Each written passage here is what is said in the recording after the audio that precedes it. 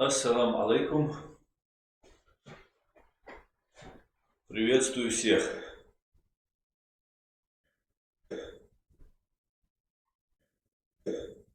Так, сегодня 27 января 2020 года. С вами снова я, Аслан Арцуев.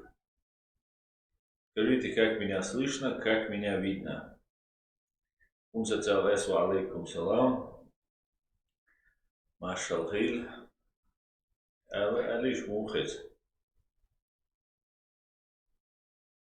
Все отлично, отлично.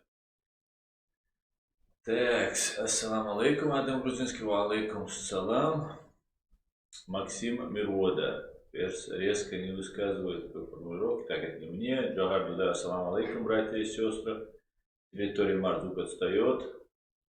Слышно, видно хорошо. Социал С. Приветствую всех. Максик, Аслам, привет. Привет, Максик. Нохчи Абарга, ассаламу алейкум, Асан, ва алейкум салам. Социал С. Мистер X, guten Tag, mein Freund. Guten Tag. Максим Мирвода, салам аслан, салам Максим, Маршвовый, Хамазархо, Алхимик 786, Маршал Хиль, Алхимик. Салам Ичкерия с Мариэл, говорит Саша Гаврилова. Приветствую. Мариэл, приветствую, Александр. Так, Санько, Санек. Привет, Украина смотрит тебя. Приветствую, Украина. Рад вам. Так, лунный свет, салам алейкум. Алейкум салам, лунный свет. Максик, цена на нефть падает. Да, на нефть падает, на доллар и евро снова начали расти. Но это не, пока не принципиально. Супер события нас ждут ближе к концу лета. Вот этот процесс сейчас уже начинается, он начнется, он неотвратим. И массовые зачистки, массовые уничтожения оппонентов, которые вчера еще были за Путина, которые принимали его, помните, когда у него был этот последний вот этот доклад, где он как раз говорит про изменение Конституции. Вот это все люди, кто там сидит, это те люди, которых завтра, когда он уже сидел с другими, где уже обсуждал непосредственно сами поправки в Конституции, вот с этими людьми он будет зачищать. Это неизбежно, это необходимо ему для того, чтобы укрепить свой режим. Все те, кто сейчас закрепились во власти, заработали деньги, совершили уже много преступлений, все эти люди должны быть отстранены, подвергнуться репрессиям, соответственно. Конечно, у них будет все изыматься, как это делает путинский главный поп чеченского временно оккупированной Чеченской республики Ичкерия Рамзан Кадыров. То же самое делает вот этот Рамзан Кадыров, и вот то же самое будет и теперь уже в России с русскими этими хапугами. Так, давайте к вашим вопросам. Салам алейкум. Как найти? Ва алейкум салам. Так, инфо. Ассаламу алейкум. Аслан, если не трудно, выскажи свое мнение по притеснению уйгуров в провинции Синьцзянь. А как раз записываю видео на эту тему. Ва алейкум салам, инфо. Ну, мы в прошлом своем стриме, позапрошлом, я упоминал об этом случае, да, там массово Китаем нарушаются в провинции Синьцзянь, нарушаются права уйгуров по этническому и религиозному признаку. Таким способом Китай говорит, что он борется с радикализмом. То есть, по факту, Китай борется с исламом, и они об этом уже открыто говорят. Сотни тысяч людей арестовываются, сажаются в какие-то исправительные лагеря, которые концлагерями по-другому не назовешь, где там строгий распорядок, ну, как в лагере, как в обычном концлагере. И вот Китай уже открыто начал эти методы применять. И, по всей видимости, они будут только усиливаться. Далее, что еще можно сказать по этому поводу? Китайцы перед тем, как начать репрессии, массовые репрессии против уйгуров, прилетали в Россию. Связались с Москвой. Москва посоветовала им встретиться с главными исполнителями притеснения людей на Северном Кавказе. Это коллаборанты в лице Кадырова и его банды. Китайская делегация прилетела, я об этом тоже делал у себя тут стрим, вставки, прилетела в Чечню во времена оккупированную и обменялись опытом, рассказали, как нужно душить инакомыслие, какими методами нужно именно против мусульман бороться. И кадыровцы, русские чиновники в лице коллаборантов, любезно им все это рассказали. После этого, подготовившись, они начали эти репрессии. Так что Россия напрямую ответственна. Кадыров в том числе, в общем, конечно же, это Россия, российские органы власти и спецслужбы напрямую ответственны в пособничестве репрессий против мусульман Китая, в частности уйгуров. В принципе, вот что я могу сказать. Навчоно, ассаламу алейкум, Асан, что там с митингом в Турции, Стамбуле, возле Хрюского посольства? Ты слышал про это? Ва алейкум салам. Нет, я не слышал, что там было. Ничего не слышал.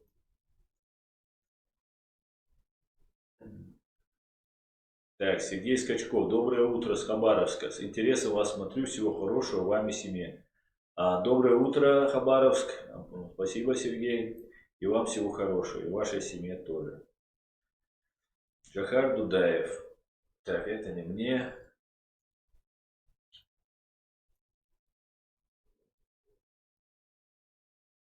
Адам Грузинский. Вежи, что там с нашими братьями в плену у КРА? Никто не слышал.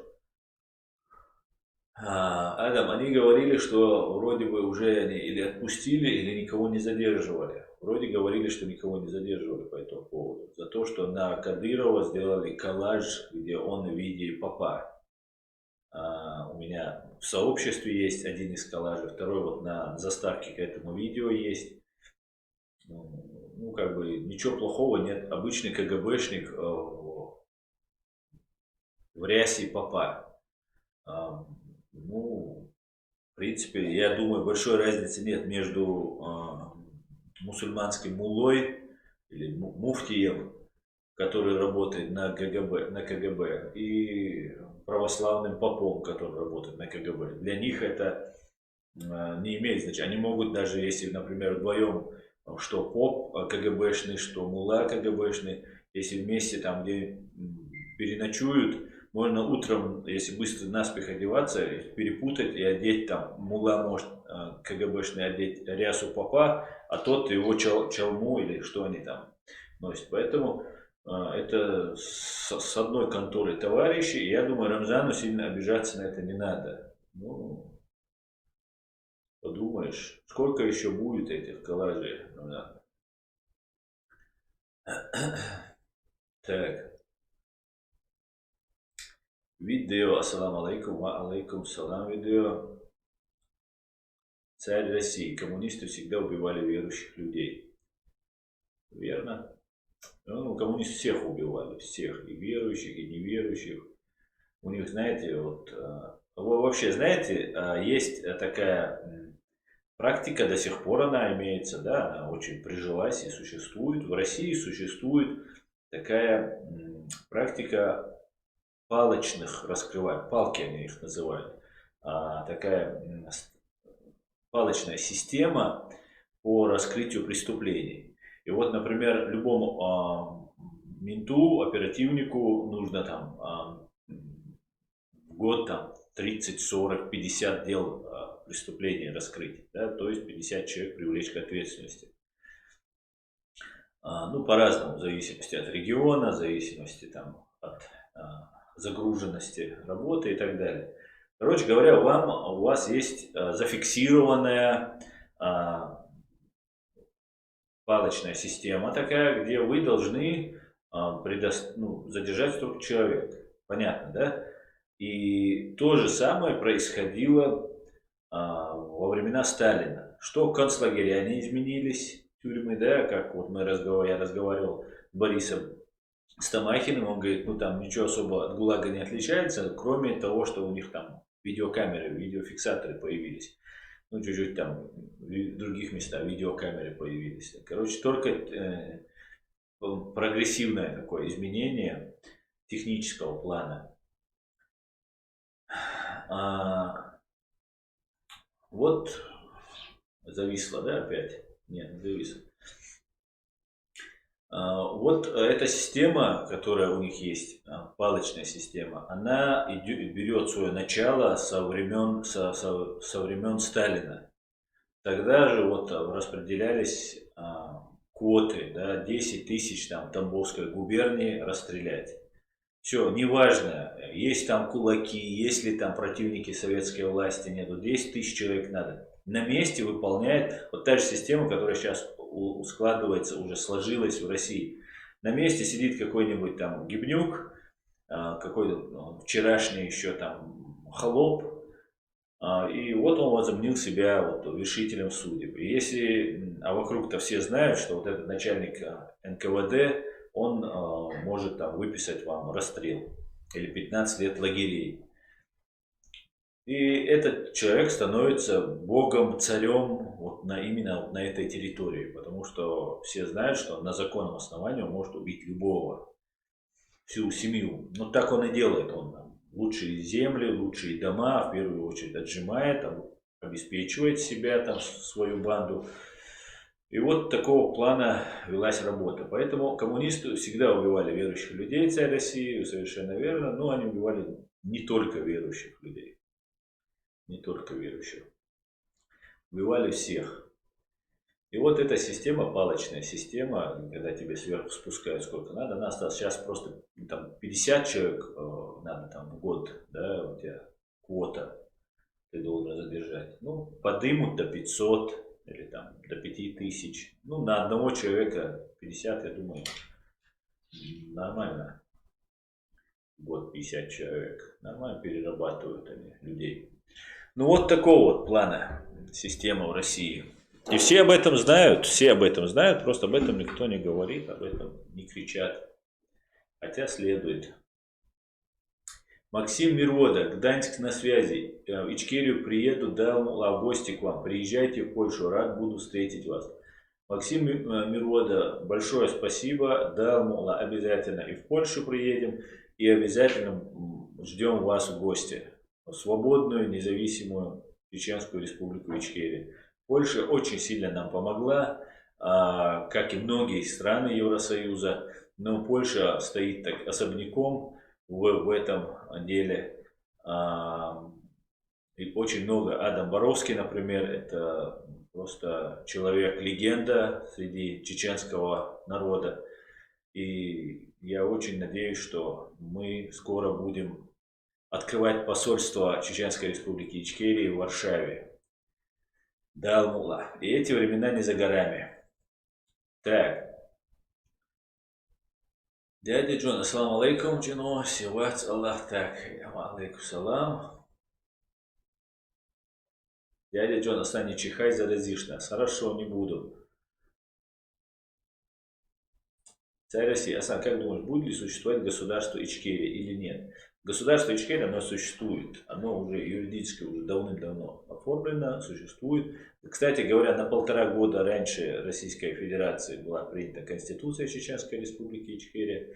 Мы ее приняли в 91 году, русские приняли только в 93 году свою. Поэтому, в принципе, государство у нас существует. Поэтому вообще нет проблем. Так, Максик говорит виснет. Да, у меня тоже тут на экране много виснет. Silent Shadow. Салам из братской Боснии. Большой лайк тебе за работу Аслан. Салам, братская Босния. Рад тебя видеть, Silent. Спасибо. Спасибо.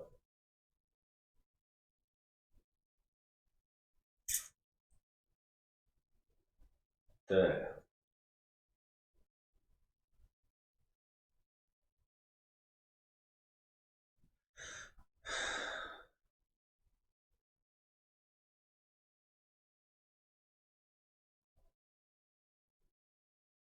Максик, Аслан, в Германии есть кадыровцы? Да, Максик, есть. Здесь есть кадыровцы.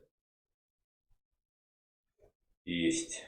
Ну, их очень мало, и они уже сейчас не такие активные. Раньше они тут очень себя тут вели, но это было раньше. Теперь уже сейчас они себя ведут очень тихо, ситуация изменилась. Ну, вот, где-то в Инстаграме их можно увидеть, а так становится уже опять некультурным и непрестижным называть себя кадыровцем. Именно этого я и добиваюсь. Для того, чтобы предатели, коллаборанты не становились героями. Да, была ситуация, когда всем показалось, что не всем, далеко не всем, некоторым отдельным слабым людям показалось, что все, это навсегда. Нет, это не навсегда. Чеченская республика Ичкерия оккупирована временно. Все, кто перешел на сторону врага, поднял палец, там сказал там Ахмад Псина или еще что-то. Эти люди, которые вот перешли морально, скажем так, да, на сторону врага, эти люди будут в убытке. Они заслужат порицания. Да? Если они, конечно, совершили преступление, они будут отвечать по закону. И это, если мы сможем доказать это преступление, конечно. А так, порицание на всех этих людей, кто сейчас поддерживает оккупацию своей страны и убийц, людей, устроивших геноцид над своим собственным народом, эти люди, конечно, заслуживают и будут века порицаться. А то, что в интернет, они в Инстаграм все понаставляли, это все останется тоже на века. Именно поэтому будут наши внуки смотреть и видеть какого-нибудь там Дугазаева с поднятым пальцем и футболки Кадырова Ахмада, говорит, смотри, какой предатель. Как же так он? Поэтому сейчас их тут не видно и не слышно. Они уже не такие активные, как раньше. Ну, конечно, своим грязным делом они тут промышляют. Но их очень немного. Очень немного. Намного больше здесь русских агентов, чем вот этих чеченоговорящих. Так.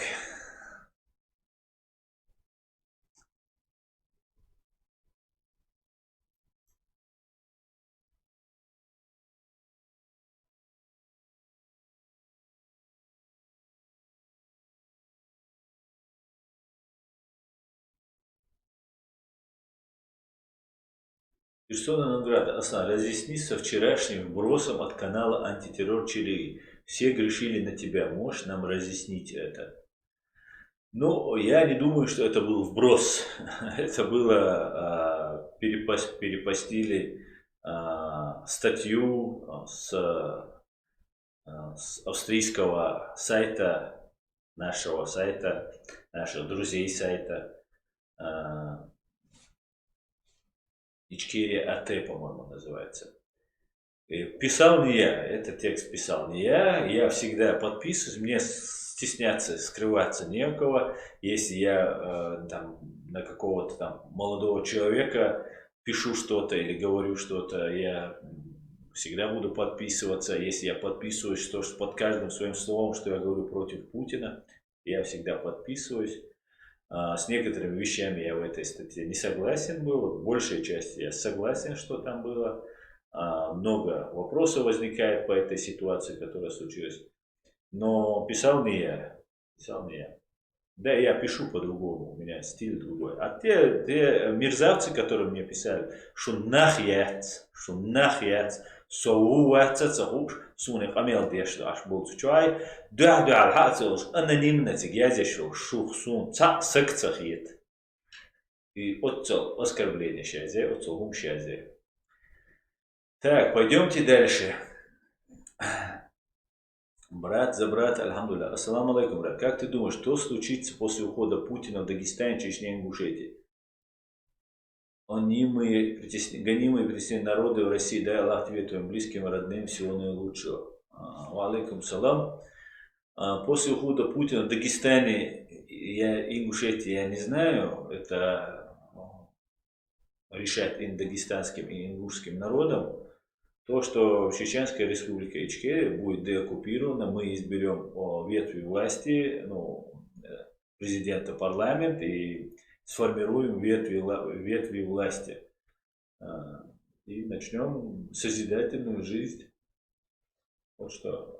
Что будет? Не знаю, я бы хотел, конечно, чтобы и Дагестан, и Ингушетия, и Кабардино-Балкария, и Карачаево-Черкесия, и все народы, которые там проживают, отделились и вот послали к чертовой бабушке эту фашистскую Россию. Пускай сами себя там концлагеря строят, там сами себя наказывают. Это сугубо их личное дело. Нам, кавказцам, там делать нечего. Хани Галили, Аслан, очень много безбилетников. Да, как обычно. Так, персона грата Аслан. Так, приветствую. Так. Бех мобильныш эмоции была, да, грузинский. Это ты мне или ты тут тоже говорил? Так, تاخذ ايش يعني رسيل بو اون والغيتري ايش نحتاج بو Цаху Мадару, я хотел бы обратиться к своим друзьям, подписчикам моим. Не надо вступать в конфликты вот с этими людьми. Среди тех людей, которых вот они обманывают, да, вот этот агент, присланный из России, из замдиректора, эти люди, среди них есть достойные, порядочные люди, которые просто находятся в неведении. Если мы сейчас начнем обострять эту ситуацию, это именно то, что нужно русским. Они сами не придут, они вот будут вот подбивать людей, как тогда к нам туда прислали, и пытались провоцировать, да, вот по этому поводу, конечно, будет отдельное разбирательство. Но пытался вот человек, который их позвал, закатил истерику, пытался вот натравить на нас. Слава Богу, там были абсолютно адекватные люди. Адекват, кроме одного там, который пытался провоцировать. И как бы он особо так ничего и не сделал. А вот этот брат или тот, который, там, который устроил нам вот этот спектакль, там, эти люди специально нас провоцируют. Не поддавайтесь на провокации. Нам ни в коем случае нельзя, чтобы сказали сейчас, чеченцы между собой там подрались, там еще что-то случилось. И с обеих сторон, если вы не провокаторы, успокойтесь, и никому не надо там матом писать, тем более, если там, прикрываясь религией, кто-то говорит, то мат, оскорбление, это должно быть самое последнее, что может быть. Ни в коем случае не поддавайтесь на провокации, ни в коем случае ни с кем не вступайте в конфликт. Все сейчас скоро станет на свои места. Это все уйдет как песок. Ситуация в корне изменится. Кстати говоря, по поводу ситуации. Завтра в Брюсселе состоится доклад Ахмеда Закаева, Дэвида Саттера, Юрия Фельштинского и других друзей Ичкерии, которые будут докладывать по нашей чеченской тематике. Это очень хорошо. Информационную блокаду мы потихоньку прорываем. Наше дело опять выходит на международный уровень, к чему мы стремились, постоянно везде об этом писали, говорили, снимали видео, доносили. Ну и вот нас начали слушать. Но это ничего по сравнению с тем, что нам предстоит сделать.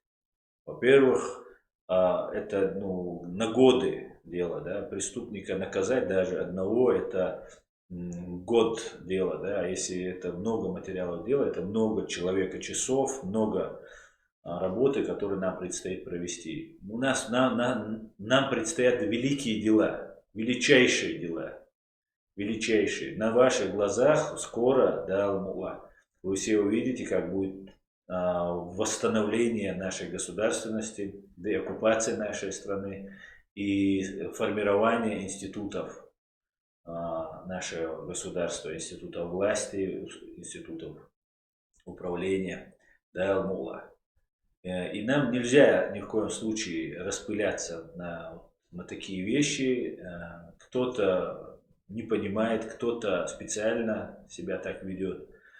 Ну, конечно же, оскорбления, там вот эти какие-то там лицемерные юнцы сидят и там, пишут разные гадости. Эти люди, конечно же, не стоят нашего внимания. Не стоят нашего внимания. Так, пойдемте к вашим вопросам. Пойдемте к вашим вопросам.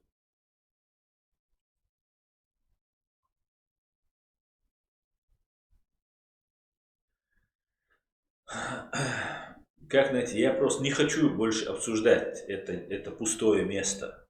Я со всей ответственностью заявляю, что это агент, засланный.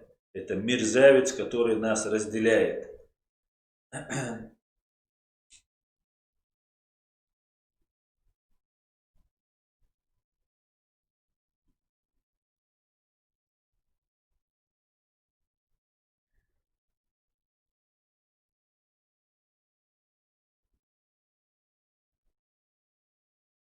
Так, Адам Грузинск, как найти, если ты сам этого не понял, то сам ты еще не можешь. Так, антитеррор краю и на ост. Нет, Заурбек, я так не думаю. Антитеррор, нет, далеко нет, ты ошибаешься. Я, конечно, за всех ручаться не могу, как за себя, но я этого человека видел лично, с ним разговаривал, этот человек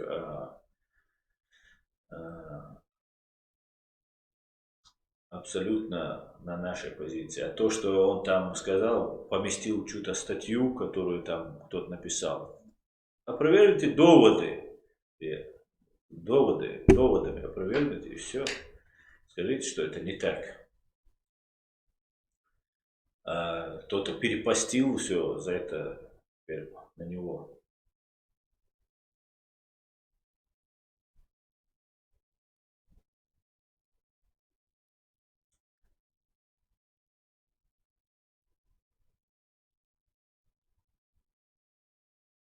Так, привет из Казахстана, Виктор Цойк. К черту русский мир и ватников, их режим Назарбаева, шестерки Кремля, бардак, коррупция, нужен цивилизованный мир, демократия и так далее. Совершенно верно.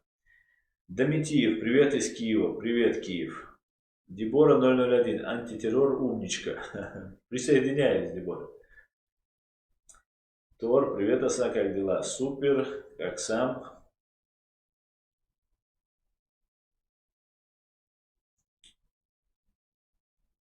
Так.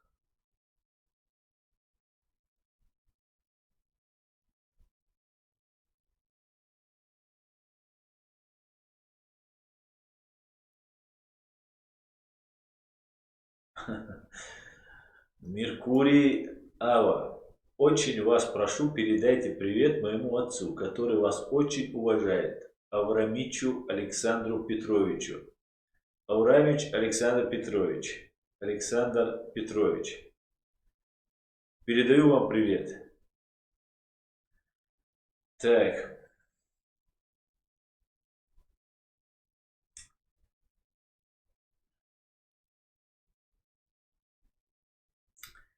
Так, давайте я вам хотел напомнить сегодня одну очень интересную историю. Начало Первой русско-чеченской войны. И хотел показать отрывок из НТВ. Ведущий Киселев, итоги Киселева. Это 11 декабря, воскресенье. на НТВ, что говорит Ельцин. Это мы должны запомнить, да, потому что эту войну начинала КГБ.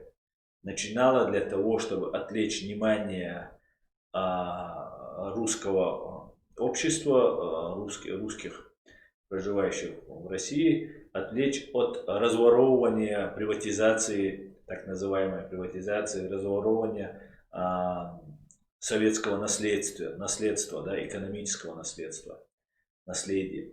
И вот хотел бы вам просто продемонстрировать, как тогда нас еще называют,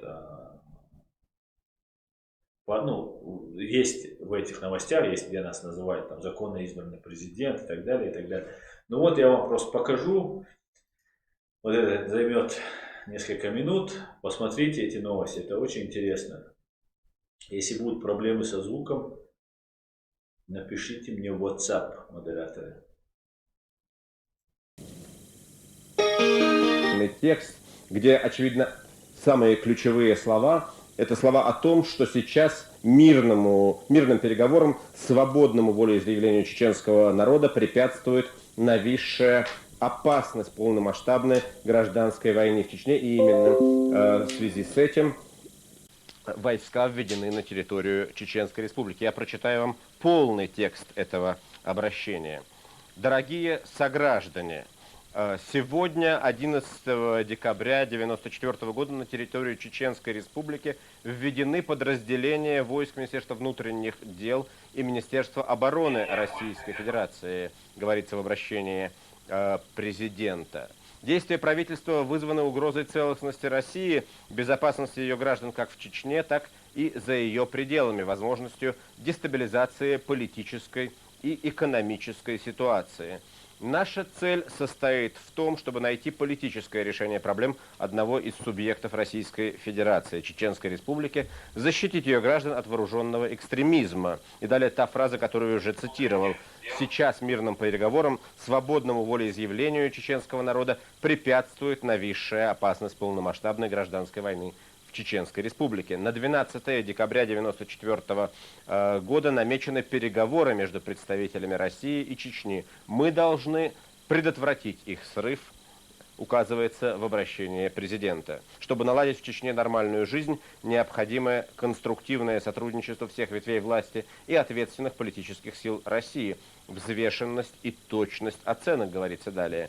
Намерен, подчеркивает президент в своем обращении, завтра обратиться к Федеральному собранию с предложением совместно уточнить рамочные условия для проведения переговоров.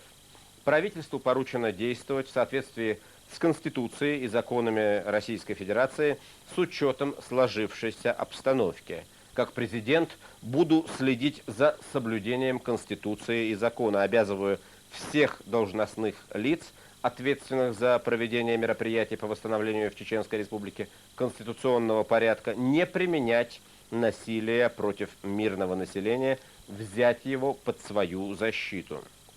Напоминаю, что до 15 декабря 1994 года в соответствии с моим указом, говорится далее в обращении президента, действует амнистия для всех добровольно сдавших оружие. Обращаюсь к гражданам России чеченской национальности. Уверен, что вскоре вы сможете сами в мирных условиях решить судьбу своего народа. Рассчитываю на вашу мудрость, пишет далее президент. Воины России, обращается президент к военнослужащим, знайте, что, выполняя свой долг, защищая целостность нашей страны и спокойствие ее граждан, вы находитесь под защитой российского государства, его конституции и законов. В восстановлении мира на территории Чечни заинтересован весь народ республики, все россияне. Уверен, что только на этой основе могут быть решены проблемы, которые сегодня кажутся неразрешимыми. И подпись Борис Ельцин. Вот такое обращение президента к гражданам. Так, в этом обращении просто прекрасно все. Да? Для того, чтобы не началась гражданская война, вводятся войска. Да? 11 числа вводится, подписывает документ о вводе войск. А на 12, то есть завтра, должны пройти переговоры, да, по предотвращению войны. Ну и так далее, и так далее. Просто это можно пересматривать и выявлять ляпы за ляпами. Да, взять под ответ, под контроль людей он там призывает. Ну и так далее. Короче говоря, Борис Николаевич по указке КГБшников начинает русско-чеченскую войну. Ну ничего, ничего, настанет время. А тем временем, да, мы, граждане Чеченской Республики Ичкерия, которые не участвовали в приватизации собственности РСФСР, так как мы не являлись уже на тот момент гражданами РСФСР, ничего не получили от РСФСР. Мы лишились нашего имущества, наших родственников, граждан нашей страны, которых убили, потеряли время поколения, которое было без образования, без работы и так далее. Семейка Ельцина и других преступников, которые фамилии отдельно Джохар Дудаев называл, у меня они все имеются, у нас они все имеются. Вот эти люди и их дети, как сегодня Путин, Патрушев, который своих детей сейчас уже двигает, эти люди фактически на поколение обеспечили себя за счет лично нас, чеченцев. И эти все люди должны будут, после того, как преступление будет названо в суде преступлением, виновные обозначены, эти все люди должны будут выплачивать нам наворованное у нас же наши средства. Более того, тот же Ходорковский, я просто раньше об этом не знал, и в Первую войну, да и все олигархи, которые стали того периода олигархами, эти люди, да и вторые тоже, вот второй волны, когда Вторую войну начиналась, эти олигархи тоже, становились за счет нас, олигархами. И весь российский олигархат нам должен, лично мне должен российский олигархат и моему народу. И, конечно, мы будем требовать, а то они тут приезжают, здесь, например, Кох, Альфред Кох, здесь такой диссидент, его постоянно Борис Райт-Шустер показывает у себя, показывает тут какой-то там пострадавший человек, который призывал устраивать геноцид, не ведя переговоров с чеченцами, убивать всех. Ходорковский, фашист, на котором клеймо ставить негде, с Первой войны наворовавший, Лужков, который недавно там предстал, тоже его семейка, которая наворовала денег. Это все люди, которые наворовали, и мы по этому поводу должны работать, чеченцы. Должны собирать материалы, предъявлять эти материалы в суд, в международные инстанции. Ну и, конечно же, всячески эти люди должны восстановить то, что мы потеряли, наш народ потерял. Так, перейдем дальше к вашим вопросам. Это вам так, напоминание того, что говорили русские, когда начинали войну против нас. А потом есть еще очень интересное тоже видео, я специально по минутам его нашел. Тот дух сопротивления, который вот был у чеченцев. Сейчас этот дух остался, и чеченцы, конечно же, не перевелись, как говорится, да. Но посмотрите, что говорят депутаты, которые поехали в Чечню, там около 100 заложников, плен взятых, точнее, плененных русских оккупантов. Они общались, эти депутаты, с этими оккупантами, со своими соплеменниками. И после того, как они вернулись, они рассказывают ту ситуацию, которая там сейчас происходит. Да? Идет полномасштабная война.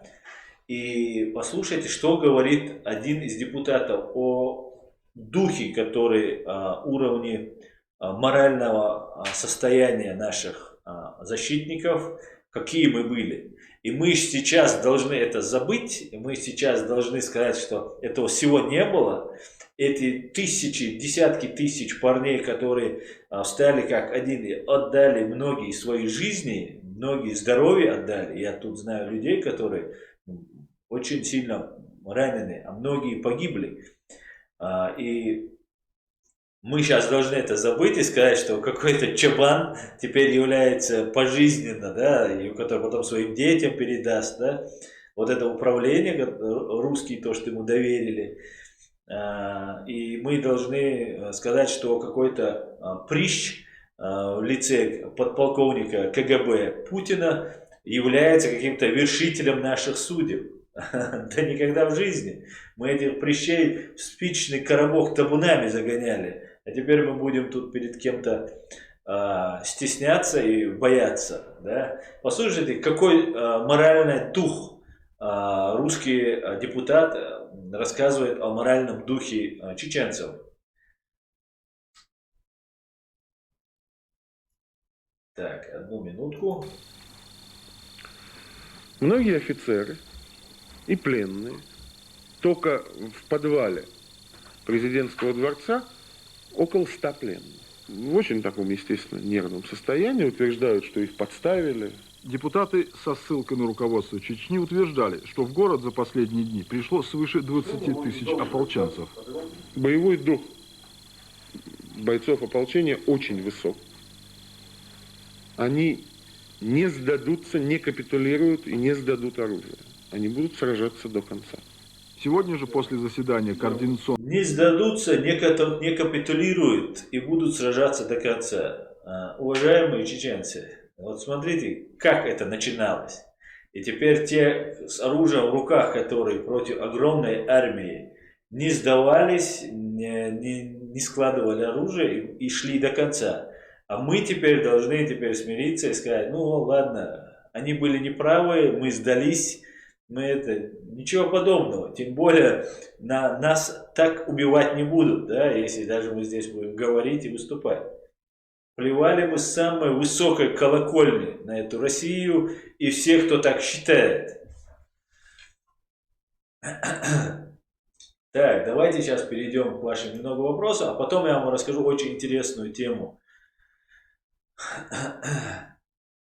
по взрывам 11 сентября, атаки на высотки в Нью-Йорке. Так, давайте к вашим вопросам.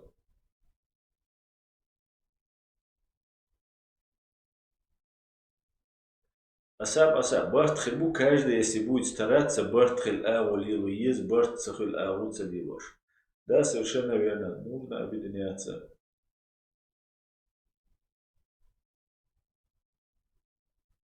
Фриман антипутинизм. Если Польша требует от России 830 миллиардов долларов компенсации за оккупацию этой страны, а теперь посчитайте, сколько Россия должна заплатить чеченцам. Абсолютно с тобой согласен, Фриман Анти. Около этой суммы, где-то 800 миллиардов, триллион долларов Россия нам будет должна, по всей видимости. Это, конечно, за раз выплатить они не смогут, но будем годами, десятилетиями нашим детям и внукам, пускай выплачивают. Пускай работают теперь на нас, мы же работали на них. Пускай выделяют из своих зарплат. Они же радовались, и сирийцам выделяют, и украинцам, и грузинам. Всем нужно будет выделять.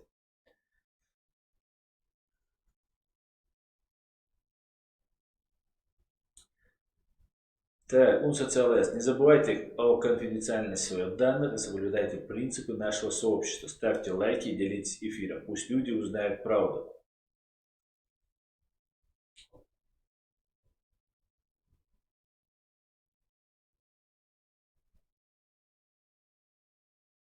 Приман антипутинизм. Чеченский народ потерял в русско- кавказской войне 90% от своего населения человек. При депортации 60%. У этих двух воинов более 30 ограбления чеченской нефтяных залежей в течение более 130 лет и 190 разрушенных заводов. Ну и жилое имущество. Да, там, я вам говорю, это такого геноцида ни над кем, наверное, в истории не было. Так, украинский ингуш, ассаламу алейкум. Алейкум салам, украинский ингуш. Люб Солитайре. Кто знает, у Ильяса Ахмадова есть Facebook или Instagram? Напишите, кто знает. Я думаю, есть он, по-моему, в Фейсбуке. Я не знаю, пользуется он или нет, но я, по-моему, видел его страницу там.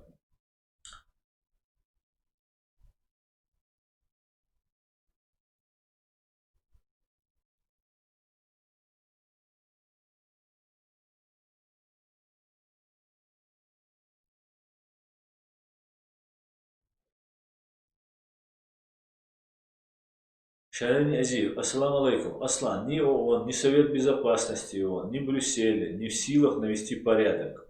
ООН и Совбез ООН существ. Не совсем понял. Ва алейкум салам. Так.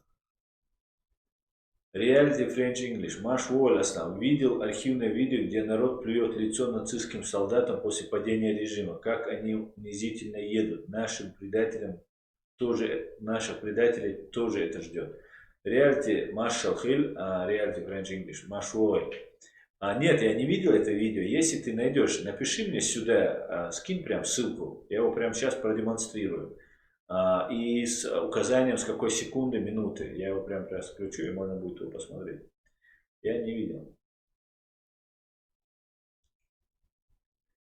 Так.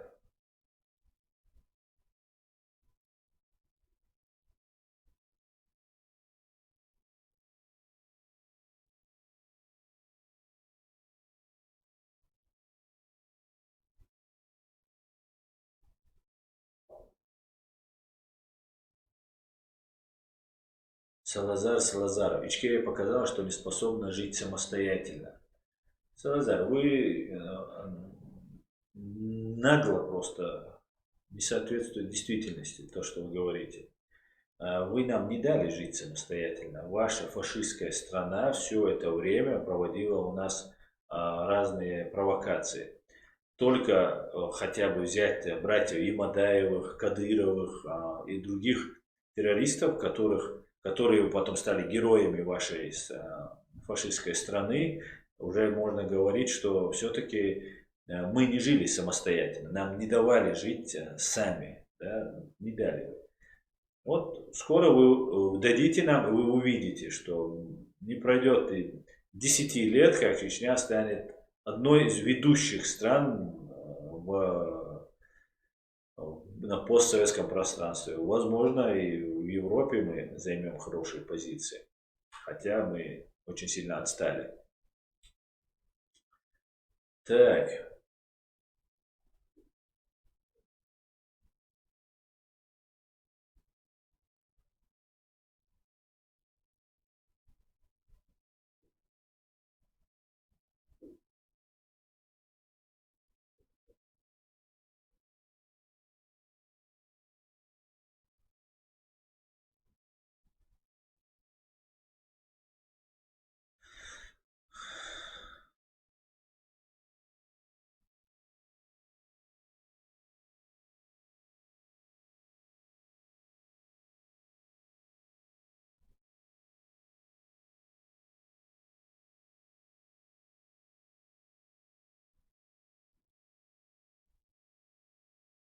Так.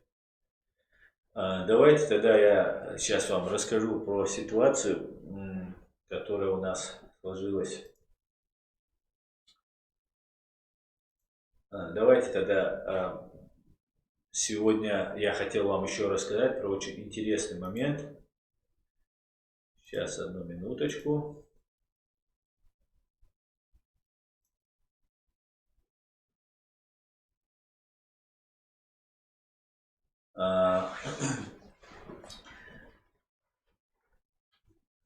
Все мы знаем, что в 1999 году, после так называемых Рязанских учений, были задержаны 2 сотрудника ФСБ, которых пришлось отпустить. Рязанские правоохранительные органы задержали. И по требованию директора ФСБ Патрушева их пришлось отпустить. Это операция по взрывам домов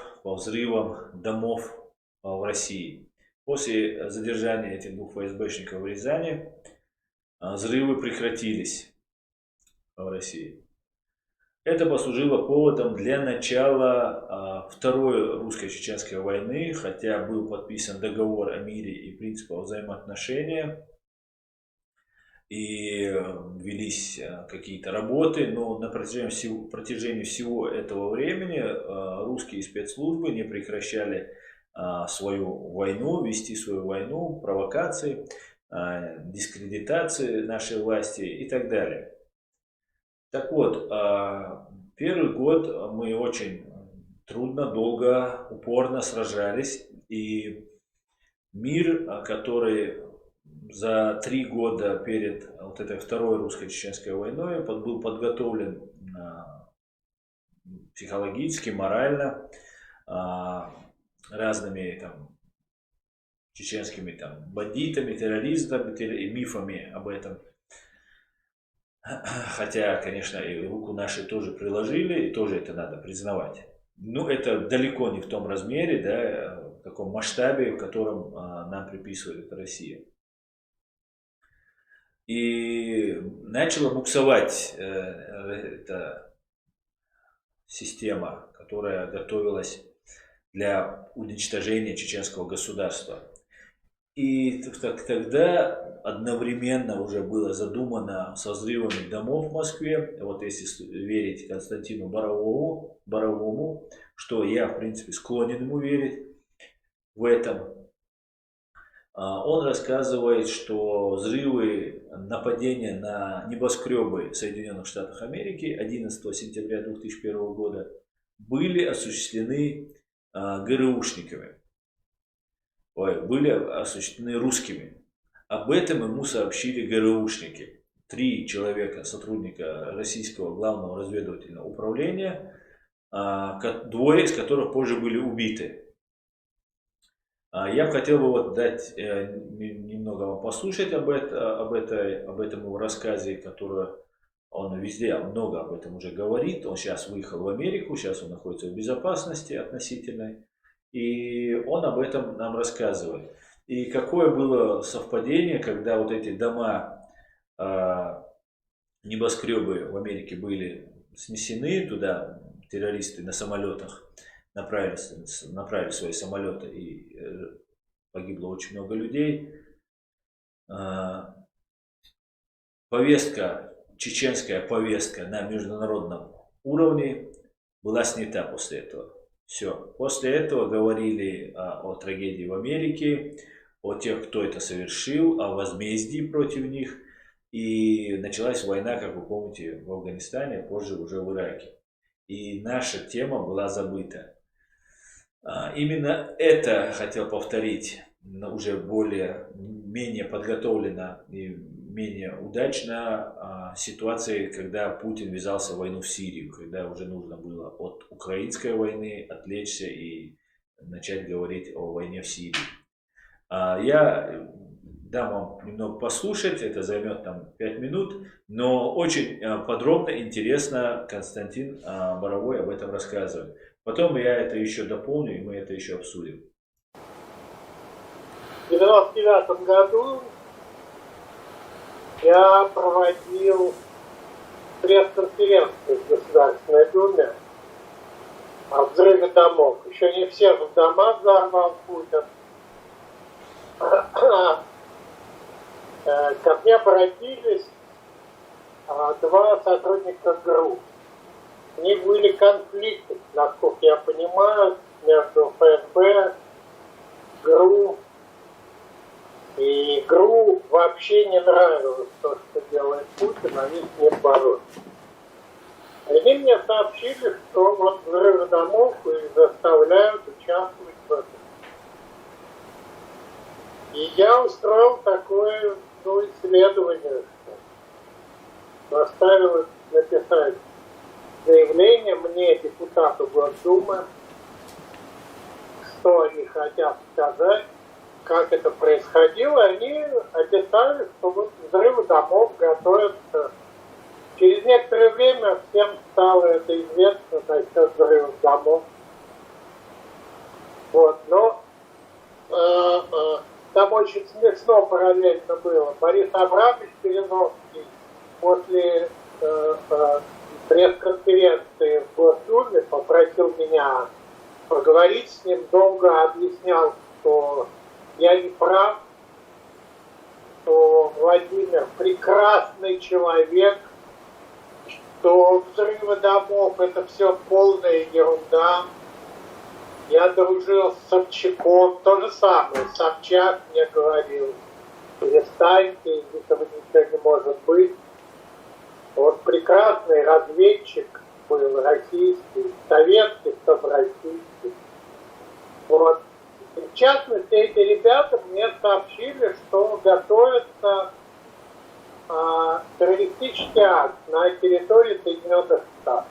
Это сентябрь 1999 года. Что там участвует какой-то Бен Ладен, какая-то террористическая новая организация. Бен Ладен тогда никому вообще не был известен. Он был тогда, между прочим, не Бин Ладен, а Бен Ладен. Это не важно. То, значит, эти террористы собираются самолетами гражданскими торпедировать небоскребы вперед. Ну, полный бред. Но я, как ответственный, я дружил тогда с посольством. Вот. Я им тут же это дело рассказал, у меня сказали... А как звали посла тогда? Я уж не помню. Вот, у меня был политический секретарь, я с ней работал, Сильвия ее звали. Она мне организовала встречу с послом, и самое главное, директор представителя ФБР. Я ему все рассказал. Он сказал, это не моего уровня. То есть вы не можете оказаться в Соединенных Штатах в ближайшее время. А у меня все сорвалось с выборами. Я понял, что мне бесполезно участвовать в выборах. И мне предлагали участвовать в какой-то программе Соединенных Штатов, проект такой. Ну, я поехал. А губернатор, то есть не губернатор, а конгрессмен Нью-Йорка организовал мне встречу с заместителем директора ФБР. Они приехали ко мне в гостиницу, арендовали подвал, всех выгнали. Я там так еще счастливо оказалось, что при разговоре вот с этими грустниками со мной был один режиссер российский. И он оказался в Вашингтоне в это же время. И я его позвал.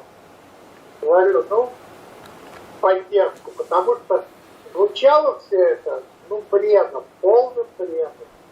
Небоскребы, торпедирование гражданскими самолетами. И он тоже приехал. Сказал, что да, он присутствовал на одной из встреч. Действительно, ребята, сотрудники ГРУ, депутату Боровому рассказали об этом. Вот. И все, собственно говоря, содержание истории. Я ей написал по-русски уже несколько раз. Вот.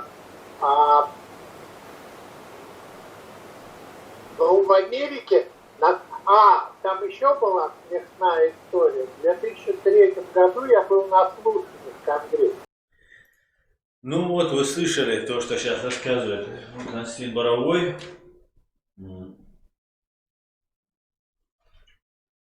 Константин Боровой рассказывает, что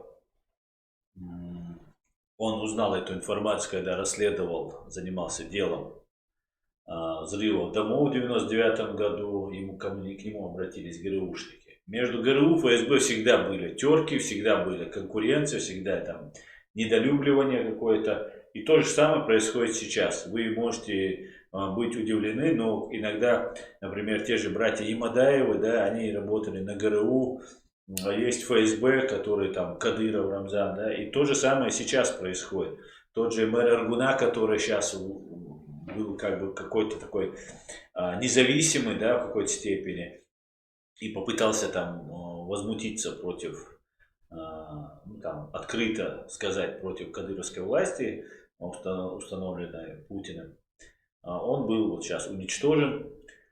Ну и таких случаев очень много, когда они между собой грызутся. То же самое, да, которые нам вот сюда присылают, разных агентов, они тоже работают там на разные структуры. И поэтому они могут там ругать там Кадырова, Причем искренне это делать, потому что они искренне ненавидят эту власть, потому что Чеченская республика, как бы, они хотят, чтобы она была под контролем грушников, да, ГРУ.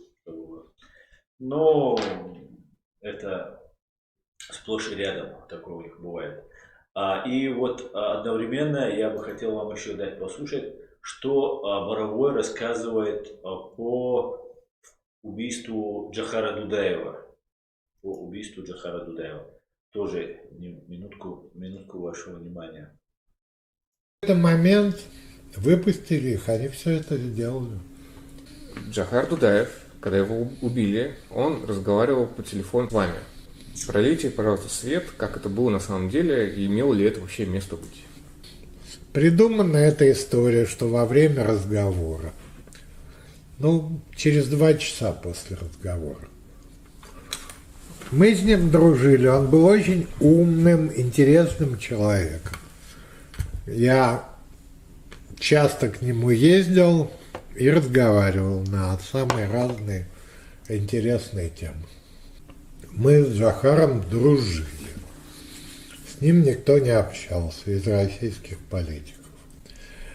Его убили, он звонил всегда со своего спутникового телефона, ему звонить нельзя было.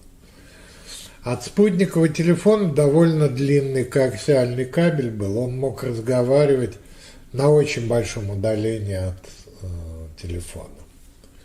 Но, видимо, в какой-то момент оказался около телефона. Убили его, похоже, что я с Аллой общаюсь, с Дудаевой, она как-то даже пересказала наш разговор последний. Убили его через пару часов после того, как мы с ним поговорили. Первый момент, когда вот это произошло, убили действующего избранного президента Чеченской Республики. Это крайм, это преступление, по любым категориям, понимаете? Убили действующего президента. Эти дураки, МВДшные генералы, значит, сразу это мы вот сделали. Вот ситуация, когда в чужой стране действующего президента, избранного народом, действующего президента Чеченской Республики Ичкерия, русские террористы убивают и без зазрения совести рассказывают, что они убили террориста. Точно так же было и с Масхадовым, точно так же. По этому поводу я считаю, что есть все основания, если учитывать то, что говорит Боровой, атака на Нью-Йорк, на башни-близнецы, на Пентагон. Это акт войны, акт агрессии. Если подтвердится то, что он говорит, это можно проверить и подтвердить, то, конечно же, стоит по этому поводу американцам принять очень серьезные меры. Потому что это убийство более 3000 человек в этих зданиях, небоскребах. Но это просто очень о многом меняет вообще суть картины, да, во всем мире, то, что позже происходило. Поэтому нужно в этом плане заниматься. И я знаю даже, как можно решить эту проблему с террористами и убийцами.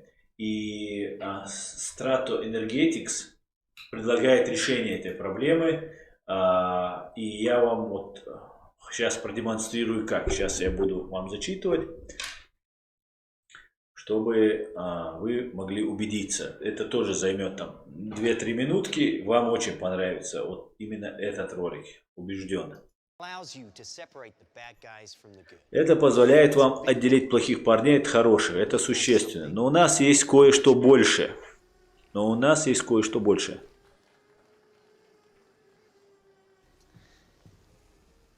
У ваших детей, возможно, есть один из подобных, но не совсем.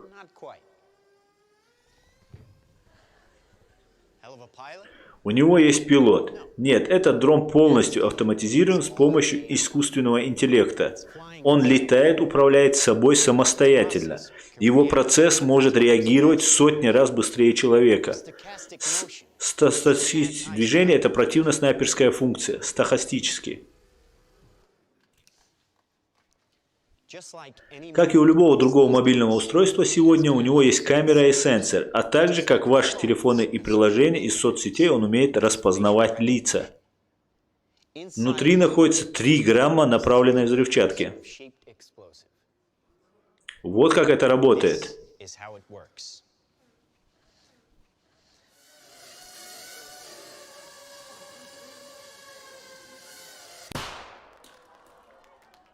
Вы это видели? Этого микровзрыва достаточно, чтобы пробить череп и уничтожить содержимое.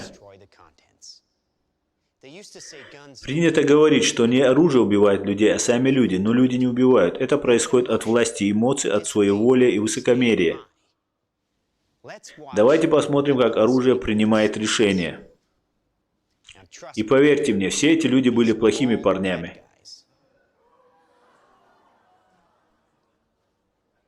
Это авиаудар с хирургической точностью, один из вариантов продукта. Обученные как команда, они могут проникать в здания, машины, поезда, уклоняться от людей, пуль и практически любого сопротивления их не остановить. И я говорил, что это существенно. Почему? Потому что мы мыслим существенно. Смотрите.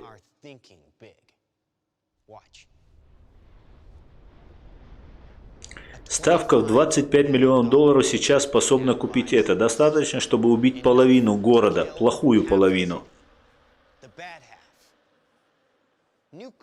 Ядерный удар старомоден. Избавьтесь от своего противника фактически без рисков. Просто опишите его, выпускайте рой и отдыхайте спокойно, они доступны уже сегодня. Тупое оружие стреляет туда, куда вы его направили. Умное оружие потребляет данные. Когда вы сможете найти вашего противника, используя данные, даже по хэштегу вы можете определять вражескую идеологию там, где она зарождается.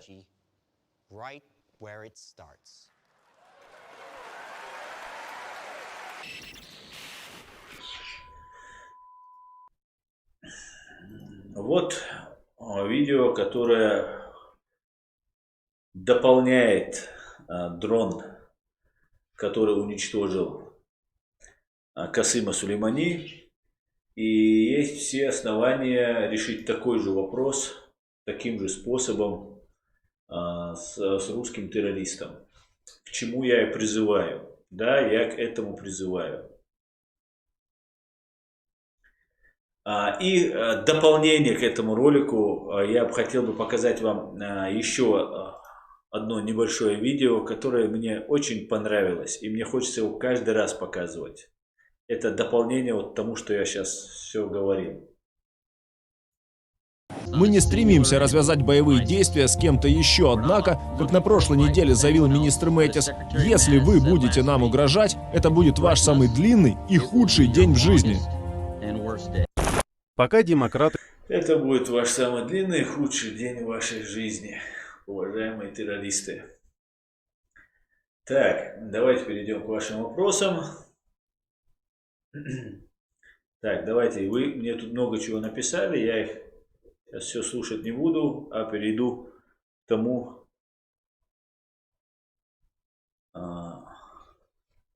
перейду к вашим вопросам. Так.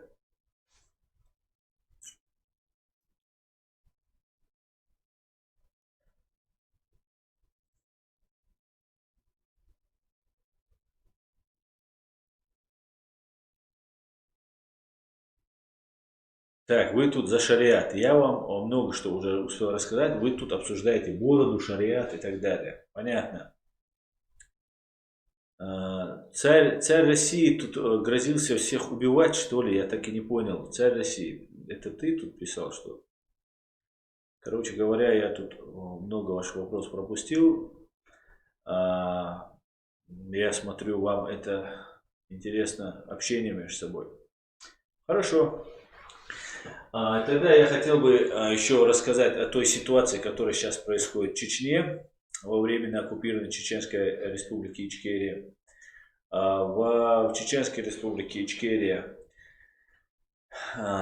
были задержаны люди вот за коллаж, а также ранее я рассказывал, люди были, 13 человек были убиты, по этому поводу будет скоро разбирательство, и преступники, которые у меня на заставке есть, это Ибрагимов, Висмурадов и Ирасханов. Это главные лица, которые фигурируют. Конечно, они действовали по приказу своего непосредственно командира, главного попа Кадырова.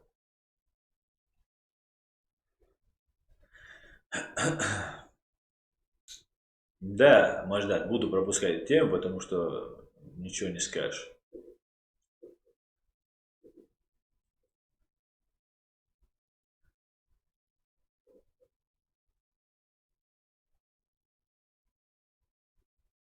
Фриман антипутинизм. Чеченцы живут и жили по шариату. АГБшные проповедники хотят Чечне вывесить черный флаг, чтобы чеченский народ противопоставить весь мир.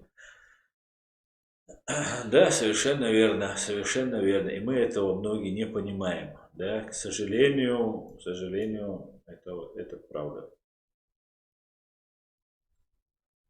Анзор Рено, сегодня в цивилизованных западноевропейских странах, в законодательстве этих стран много перенято из шариата. Никто же ничего не говорит, что есть наше исламское право, Анзор. Никто же против не говорит. Это такое, нас противопоставляют те люди, которые там, за чистоту религии там, и так далее. Эти люди раньше были, вот кого я помню, многие, некоторые погибли из них, некоторые нормально сейчас живут.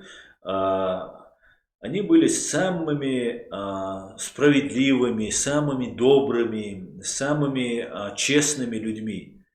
А сейчас непонятно, как себя люди ведут вообще.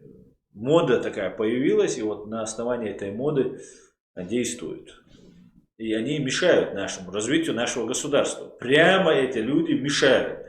Не те, которые там говорят за свою религию, а те, которые говорят, что лгут, что нашей конституции нет, что мы должны жить там по 2002 году и так далее. Но с этими людьми, конечно, придется как-то разбираться. Надо будет им доносить, объяснять им.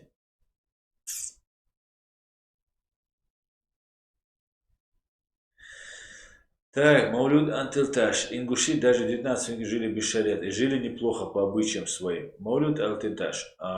Ингуши жили по шариату, и сейчас нету ничего вот такого, да, подмена понятий идет, что шариат это плохо. Мы, чеченцы, всегда жили по шариату. У нас вся наша культура, весь наш быт построен по шариату. И нам это не мешает сосуществовать с другими людьми. Вот и все. А те балаболы, те агенты русских, которых нам засылают, или там, которые не понимают этого люди, послушав там вот эту агентуру, эти люди подменой понятий занимаются. Они нам говорят, давайте ничего не будем делать, а будем просто вот, сидеть и ждать, пока нас русские всех перебьют. Так.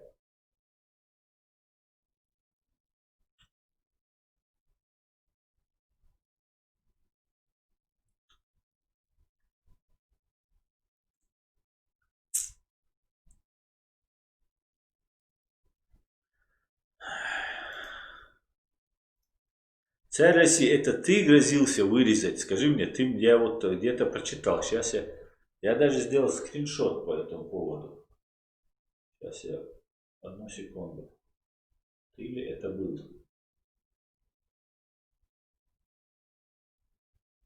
Так, да, я за шариат, говорит царь России, но против демократии. Я знаю, что будешь чеченцем, если мы получим демократию. Я всегда был за шариат и буду, а те, которые против, буду убивать. Я не буду жить с Америкой.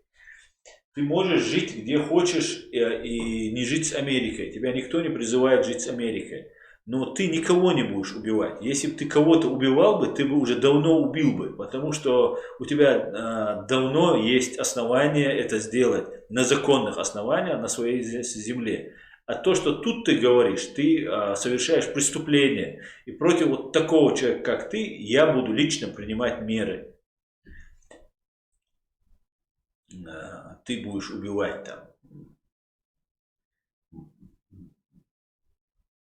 Как говорится, болтать, на мешки ворочать. Ну, конечно, это лев с пустой анкетой. Это человек, который анонимно будет всех убивать. Давай, назовись, скажи, ты же призываешь людей убивать, что ты... Кто тебя просит жить с Америкой? Кто вообще тебя просит жить с Америкой? Тебя Америка близко не подпустит к себе. И никто не собирается жить с Америкой.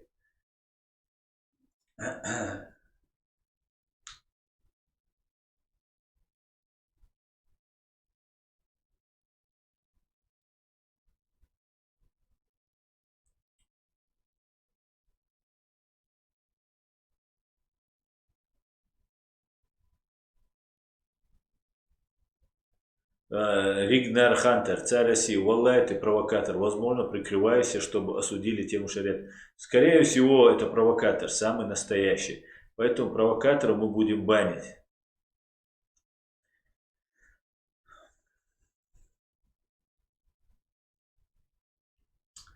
Сейчас я его увижу и сразу забаню.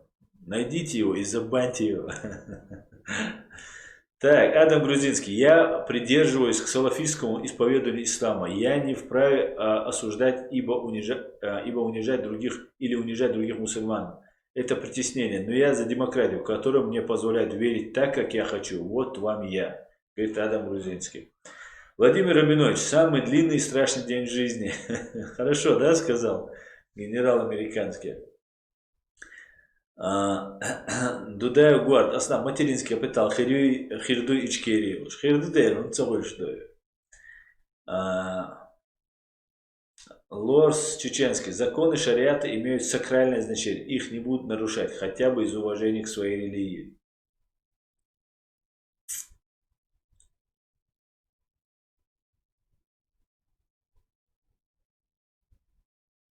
Ассаламу алейкум, класс докуня Машвой.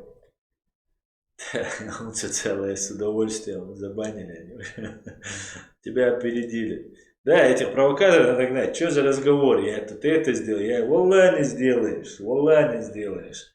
Сделаешь раз зарплата дель, да.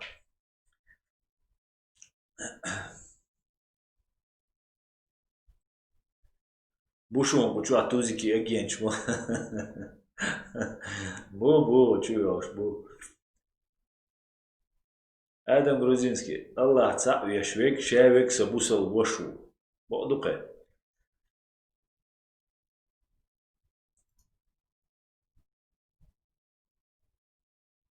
Так.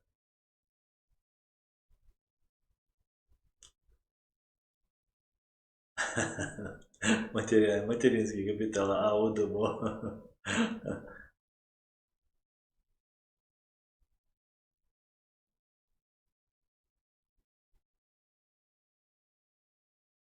Маждада, Восточный и Западный фронт. Обращаюсь к вам. Игнорируйте комнатных шариатчиков. Там подвох. Шариатец, балбус, бачун. Да, и нам тоже очень важно, чтобы они сейчас не выставили нас чуть ли не безбожниками, да. Вот, например, Чечня, не Россия. Этот человек, абсолютно верующий человек. Это абсолютно верующий, абсолютно адекватный человек. И за то, что он говорит, даже некоторые уже они так это преподносят, что чуть ли он уже там не мусульманин, боже, помянуто. Но это бред. Бред вообще, конченый бред. Наслушались провокаторов и вот начинает. Так.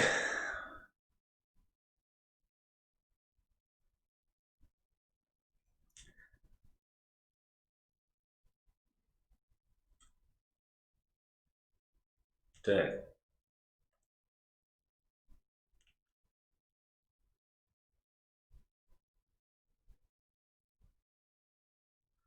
Несущий мир. Аслан, Кафыров 25 человек закрыл и избивал. Их радио Свобода передавал. Да, я об этом вчера говорил, сегодня говорю об этом.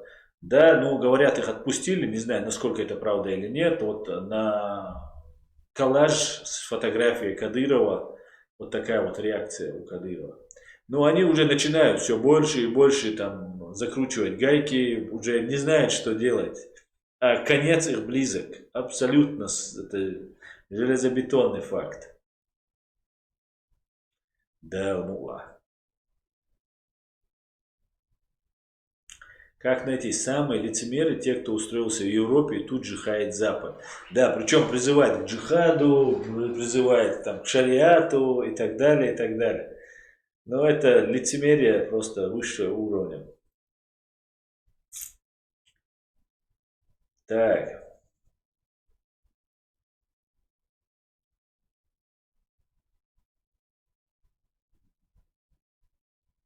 World of Mint Avian, человек пострадал за шариат, Моцабиск, цель ночи. Ой. Марахт надо, что они. На бой Арбубо в Швейцарии за шариат пострадал. А он следующий претендент забанит. Ну о чем вы говорите, за шариат пострадал? Он говорит, я буду резать всех. Значит, нас он будет резать, да? Это вообще, это просто... Да, нахчуно. Аслан, не отвлекайся тут на всяких чудиков. Да, не буду.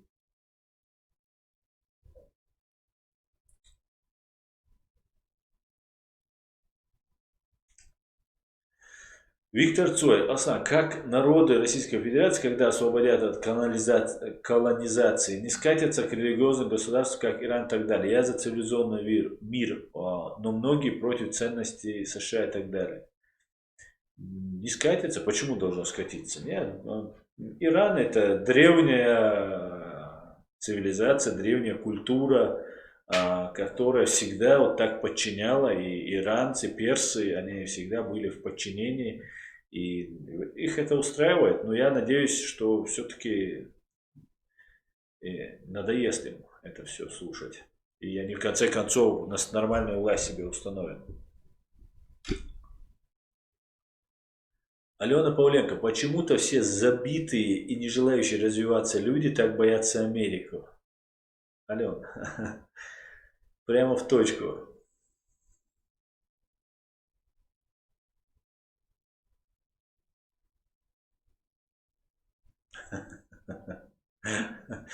Потерял, короче говоря.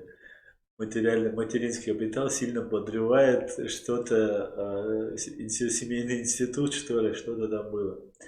Так, Омкант. Аслан, недавно гулял ролик, где индийский мальчик сам отрезал себе руку. У меня вопрос тем, кто здесь в Европе топит за шариат. А вам слабо поступить так за черные дела? Тогда там на них не останется сами и шариат.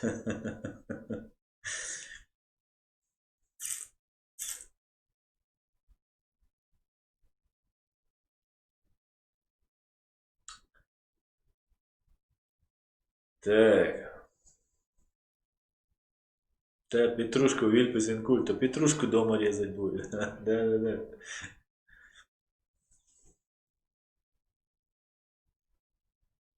Так, Ибн Адам. Аслан, по поводу последних событий в Германии. Оказываешь помощь, какую-нибудь помощь обвиняемым. Расскажи немного про происходящее. Я оказываю помощь по обвиняемым. Например, на следующей неделе я должен буду ехать в другой город для того, чтобы вот заниматься вот одним из обвиняемых. Но ты не знаешь, о ком я говорю, и я не знаю, о ком ты говоришь. Я говорю о своих делах, которыми я занимаюсь. И я на самом деле очень много занимаюсь разными делами, к слову сказать. О каких помощь, по каких последних событиях в Германии, я не знаю, ты говоришь, о чем ты говоришь.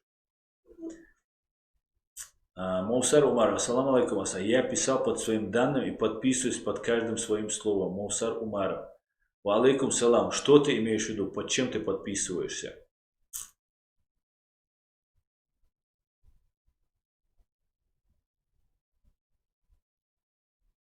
О, Аслан, прочти.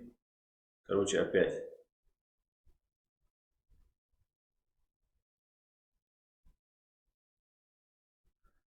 Десерт говорит: ассаламу алейкум, брат Асан, а ты можешь поехать в Америку? Да, конечно, ва алейкум салам. Да, я могу.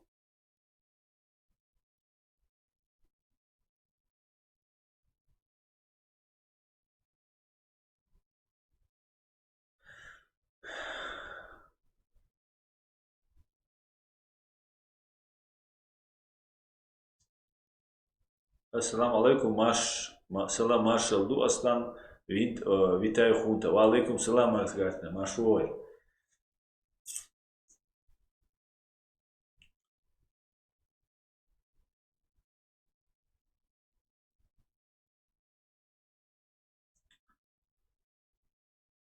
Так.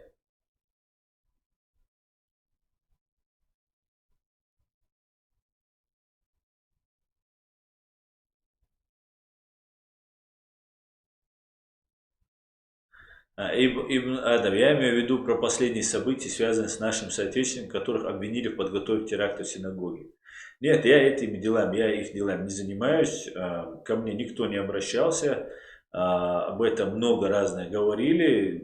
Я предлагал, что надо делать, да, в первую очередь нужно заняться вот именно вопросом чеченского исламизма, когда вся пресса, как по дуновению палочки, да, по взмаху палочки, волшебной палочки начали рассказывать про чеченских исламистов. И чеченскими они не могут быть в принципе, потому что исламисты, они самые большие интернационалисты. Они всячески подчеркивают, что они не национальную принадлежность, а только религиозную. Поэтому то, что снимал синагогу, это очень странно. На самом деле, я не знаю, насколько там что правда, но то, что писал Хусейн Исханов, тоже я с этим тоже согласен. Почему именно к этим людям пришли? Конечно же, нужно разбираться, и в первую очередь, я считаю, нужно разбираться с журналистами. Полиция проверила, была корректна, ничего такого не было, но вот журналисты, то, что это раздули, это уже наталкивает на мысль, что это кем-то руководит. Я даже знаю, кем это руководится. Поэтому нам нужно работать в этом направлении. А непосредственно вот этот Зелимхан Удугов, он, конечно, если есть там нарушение, должен подать. И он уже там занимается, по-моему, у него уже есть адвокат, мне говорили. Занимается делом, и занимается. Больше я ничего по этому поводу не знаю. Я знаю, что нам не нужно здесь людей провоцировать, да, не нужно вести себя, как будто мы здесь какие-то там, я не знаю, воины там и так далее. Я знаю реальных, настоящих воинов, которые ничем не кичатся, не объявляют в всемирном халифате и так далее. Живут себе и живут. Более того, вот эти зеленые комиссары, которые там начинают свою вот эту идеологическую вот эту направленность, которую они ведут эту работу, умышленно или неумышленно, они вредят реальным заступникам, реальным чеченцам, которые реально воевали, которые пострадали, которые не могут вернуться ни во времена оккупированную ЧРИ, ни куда-нибудь еще, там, даже в ту же Россию. Эти люди не могут получить документ, потому что вот такие люди прикидываются тут ярыми там, какими-то радикалами.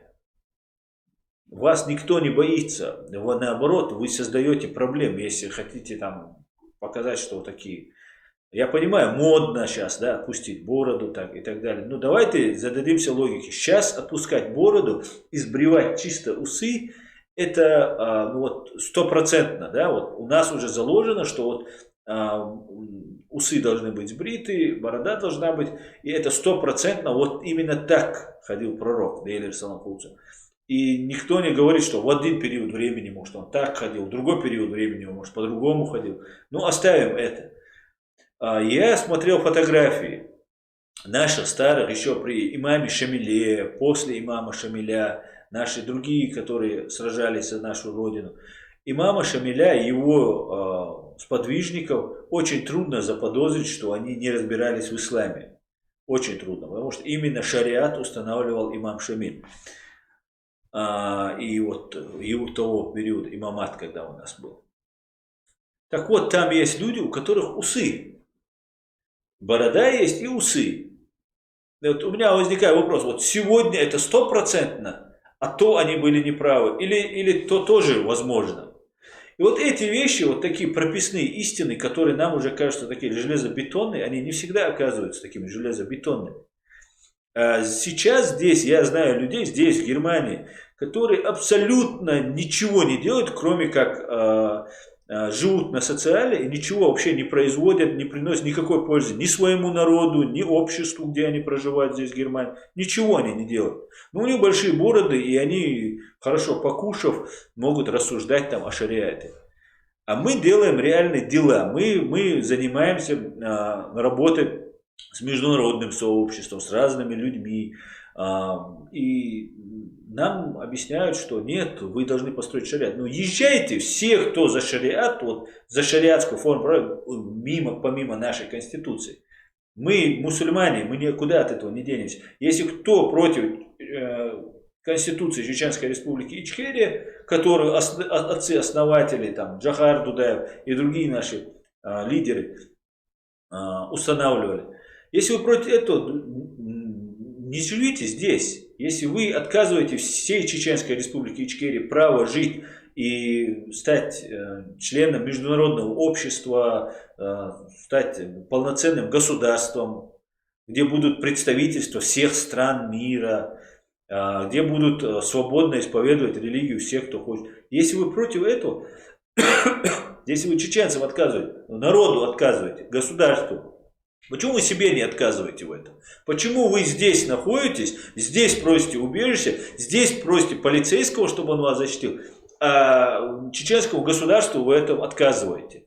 Где логика? Не лицемерие ли, не двойные ли стандарты это? Вы себе хотите, своим детям хотите лучшее образование, лучшая там, медицина, все это. А всему государству вы в этом отказываете. Мы должны там жить как кто? Скажите пример, когда приведете. Шариат. Мы за шариат, мы за ислам. Мы за то, чтобы наша страна была развита и там, демократической. Но я не понимаю, что вы хотите. Я просто не понимаю. Покажите пример, как вы хотите. У вас есть у кого-то пример, как вы можете построить государство. Нет у вас этого примера.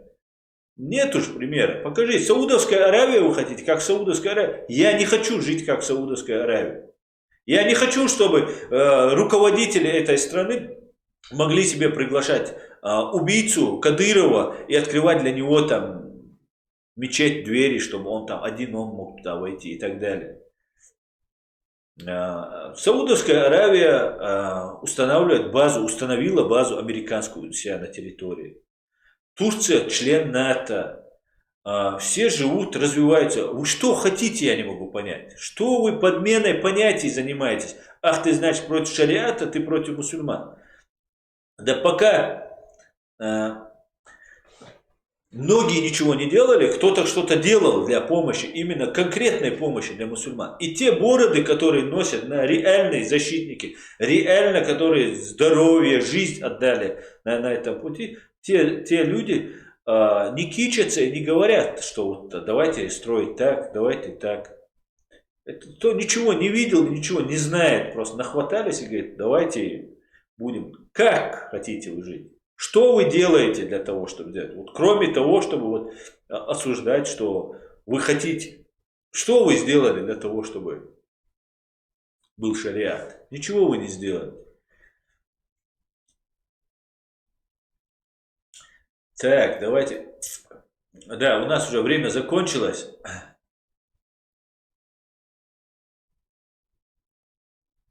Во времена, когда на верблюдах есть они хотят. В том-то и дело, Омакан, они не хотят, да, мысленно только. Они хотят ездить на Мерседесах, пользоваться айфонами и так далее. Ну, хотят жить там. У них должно быть на айфоне расписание там хадисов, расписание намаза, все такое. Ну, а вот Это грязные кафиры, которых нужно всем вот сидит один ту голову отрезать. Ну, провокатор.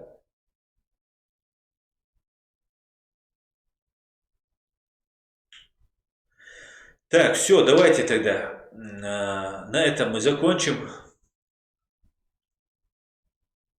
На этом мы закончили. 1,5 часа прошло. Спасибо, что смотрите. Спасибо, что поддерживаете. Следующий наш эфир на русском языке будет в пятницу, да, в 21:00 по Берлину. Следующий наш стрим на другом канале будет в среду в 21 на чеченском языке, в среду 21:00 также по Берлину.